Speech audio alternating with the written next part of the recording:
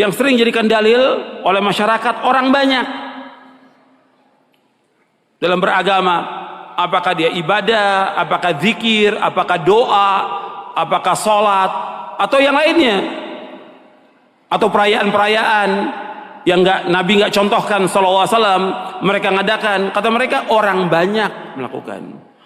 Orang banyak bukan ukuran kebenaran. Allah dalam Al-Quran nggak pernah memuji banyaknya manusia, tidak pernah dalam Al-Quran. Yang ada celaan dan banyak celaan. Walakin aktsaran nasi la yashkurun, walakin aktsaran nasi la ya'lamun, walakin aktsaran nasi la yu'minun. Banyak sekali Allah mencela. Kebanyakan manusia ini tidak bersyukur, kebanyakan manusia tidak mengetahui, kebanyakan manusia tidak beriman, dan yang lainnya.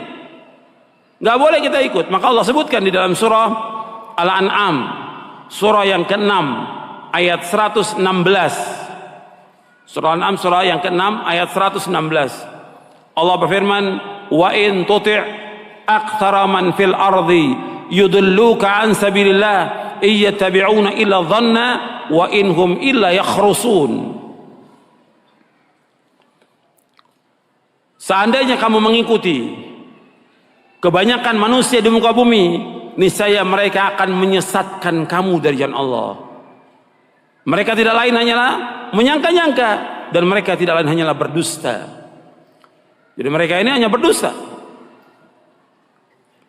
Jadi Allah sudah sebutkan, kalau mengikuti kebanyakan manusia, kata Allah apa? Yudilluka an sabilillah.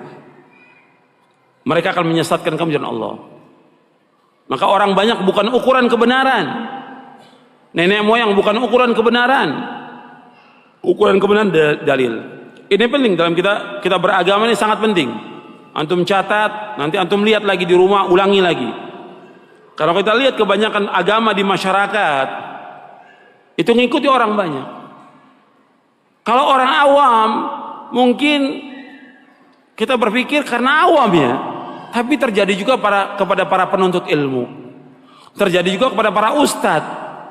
Kalau ditanya, kok ustadz ngerjakan ini? Ya orang banyak. Kok orang banyak sekarang? Lo antum sekolah di luar negeri, kan dalil kan yang dipelajarin. Sekarang ya gimana orang banyak? Rusak agama kalau begitu. Kalau ustadznya sudah ngikutin orang banyak, ya rusak agama ini. Dan ini terjadi yang seperti ini.